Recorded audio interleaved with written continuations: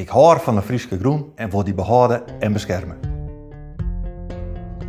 Dit is mijn thema. Je doet wat voor natuur-inclusieve landbouw, voor boer en burger.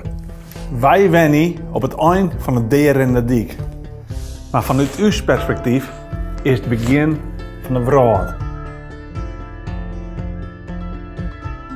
Hoeveel rijkdom kunnen er uit één stukje land wekken worden?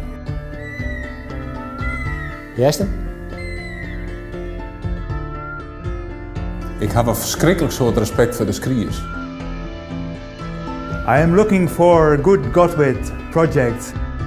Wat belangrijk is, is dat er verdienmodellen komen voor boeren. En dat is waarom ik met deze series begonnen ben. Wij zetten biodiversiteit op de agenda.